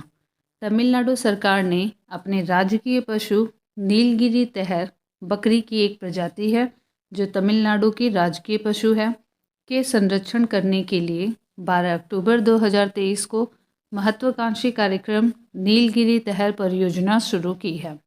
स्थानीय रूप से वराई आदू के नाम से चर्चित नीलगिरी तहर, वराई आदू के नाम से चर्चित नीलगिरी तहर पश्चिमी घाट की एक लुप्त प्राय प्रजाति है। यह एक लुप्त प्राय प्रजाति है। नीलगिरी तहर खड़ी चट्टानों पर चढ़ने के दौरान गुरुत्वाकर्षण को मात देने के अपने कौशल के लिए जानी जाती है। इन पहाड़ी बकरियों को माउंटेन मोनार्क कहा जाता है। इन पहाड़ी बकरियों को माउंटेन मोनार्क कहा जाता है। इस परियोजना का उद्देश्य पारिस्थितिकी के प्रति बेहतर समझ विकसित करना तथा नीलगिरी तहर का उसके ऐतिहासिक पर्यावासों में पुनर्वास सुनिश्चित करना, नीलगिरी तहर पर मंडरा रहे खतरों का समाधान करना एवं उसके बारे में लोगों को जागरूकता भी इस परियोजना के उद्देश्य में शामिल है। नीलगिरी तहर पश्चिमी घाट की एक लुप्तप्राय प्रजाति है। नीलगिरी तहर का उल्लेख संगम तमिल साहित्य में भी मिलता है। दुनिया के सबसे बड़े मेडिटेशन सेंटर का वाराणसी में उद्घाटन। प्रधानमंत्री नरेंद्र मोदी ने 18 दिसंबर 2023 वाराणसी में निर्मित दुनिया के सबसे बड़े मेडिटेशन सेंटर स्वर वेद महामंदिर का उद्घाटन किया। यह मंदिर एक 7 मंजिला मेडिटेशन सेंटर है जो 3 लाख वर्ग फीट में फैला है। इस सेंटर में एक साथ 20,000 लोग ध्यान लगा सकते हैं। एक साथ 20,000 लोग ध्यान लगा सकते हैं। मंदिर को कमल के फूल की आकृति में तैयार किया गया है, जिसकी दीवारों पर 4,000 वेदों के श्लोक अंकित हैं। मंदिर की भव्य नक्काशी की गई है। मंदिर की 7वीं मंजिल 7 चक्रों को समर्पित हैं। मंदिर की 7 मंजिलें 7 चक्रों को समर्पित हैं। भारत के बाहर दुनिया का दूसरा सबसे बड़ा हिंदू मंदिर। अमेरिका के न्यू जर्सी के रॉबिन्सनविले टाउनशिप में बने BAPS स्वामीनारायण अक्षरधाम मंदिर का उद्घाटन 8 अक्टूबर 2023 को किया गया।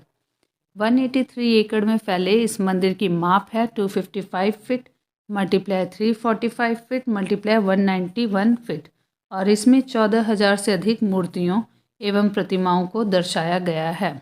भारत के बाहर बना सबसे बड़ा हिंदू मंदिर कंबोडिया का अंकोर वाट मंदिर है, जो 5,000 एकड़ क्षेत्र में विस्तारित है। नई दिल्ली स्थित अक्षरधाम मंदिर 100 एकड़ क्षेत्र में फैला है। 17 दिनों के बाद सिल्क यारा सुरंग के अंदर बचाव अभियान पूरा हुआ। उत्तराखंड के उत्तरकाशी स्थित यमुनोत्री राष्ट्रीय राजमार्ग पर निर्माणाधीन सिल्क यारा सुरंग में फंसे सभी 41 निर्माण श्रमिकों को 17 दिनों के अथक प्रयासों के बाद सुरंग से 28 नवंबर 2023 को सुरक्षित बाहर निकाल लिया गया है।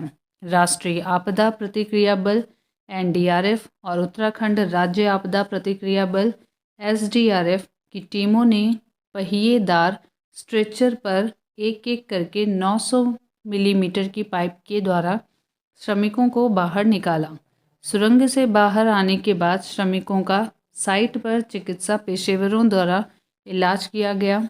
बचाए गए श्रमिकों को गर्म कपड़े और चिकित्सा मनोवैज्ञानिकों का परामर्श प्रदान किया गया। मजदूरों को बचाने के लिए चलाए गए रेस्क्यू ऑपरेशन में ऑगर मशीन से 47 मीटर तक खुदाई की गई थी। भोजन और अन्य आवश्यक वस्तुएं भेजने के लिए 6 इंच चौड़ी पाइपलाइन सुरंग में बिछाई गई थी।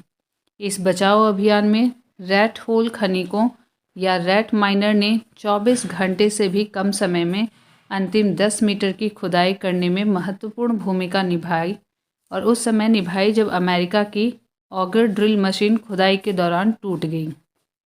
रैट होल माइनर इसलिए भी चर्चा में रहे क्योंकि नेशनल ग्रीन ट्रिब्यूनल ने 2014 में मेघालय में रैट होल खनन तकनीकी का उपयोग करके कोयला खनन पर प्रतिबंध लगा दिया था।